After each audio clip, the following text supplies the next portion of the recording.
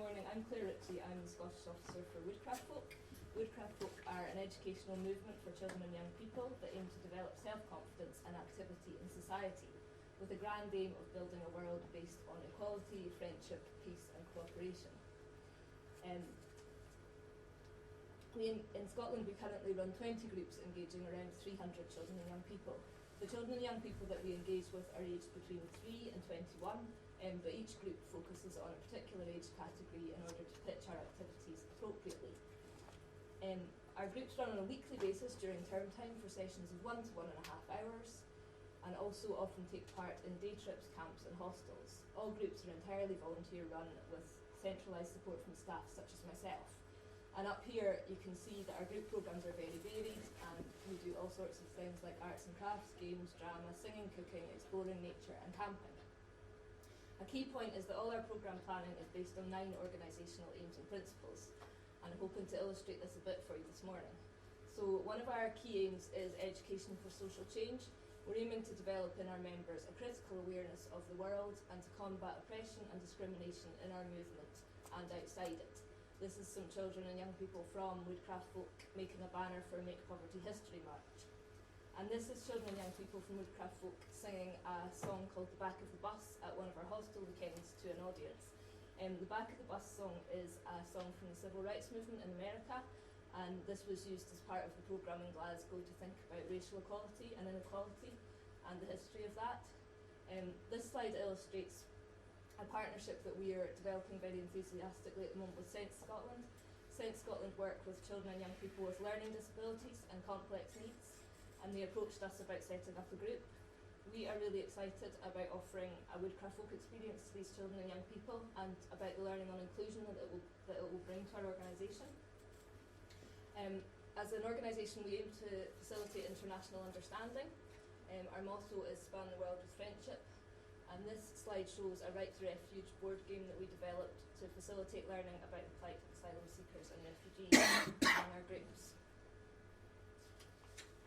This shows a photo of a session celebrating international diversity, where children and young people have chosen a country in the world that they're interested in, brought in something to share related to that country, and they've then found the countries on a world map and made the flags. Woodcraft Folk also organises international exchanges as part of our work on learning about international issues. One of our other key aims is that we aim to develop in our members a cooperative and sharing attitude to life. So all the activities that we do are focused on cooperation as opposed to competition. And we find that parachute games are a very good way of practising cooperative skills. We also have a whole repertoire of other games that don't require a parachute, that are about cooperation rather than competition. So these children in Edinburgh are trying to cross a crocodile-infested river with a limited number of stepping stones without sacrificing anyone from their team. And also in our residential experiences, we aim to develop learning about cooperation through a clan system that we use. So every child and adult on the residential experience will be allocated to a clan, and the clans will be allocated a set of duties to ensure the smooth running of the residential. I think these children have obviously been on dinner duty and have varying opinions on what they've turned out there. In Woodcraft Folk, we aim to defend and respect the rights of the child, and we do this by encouraging all our members to participate responsibly and democratically in all our activities. Circles like this one are a common feature of Woodcraft Folk groups, because we believe that they facilitate a sense of everyone being equal and allow everyone to contribute. We aim to encourage a sense of ownership of Woodcraft Folk groups, and indeed of the whole organisation, right from our very youngest members. So children as young as 6 are routinely involved in programme planning, and this child is voting for activities written on a tree with wooden leaves. So as children and young people grow up through our organisation, they develop an expectation to participate and the skills to do so. This is illustrated by the fact that our older age groups will often plan and run sessions for our younger age groups. And I've just had a 15-year-old approaching me wanting to run a workshop about refugees on our Scottish Gathering weekend for adult volunteers. I think one of our aims and principles that we're possibly best at putting into practice is titled One World, and states that we aim to educate our members about issues of environmental and social sustainability. So partly we think that this is about getting children outdoors into nature, appreciating it. So Woodcraft folk groups have fires, go for walks, dip in ponds, hunt for bugs, etc. in all weathers.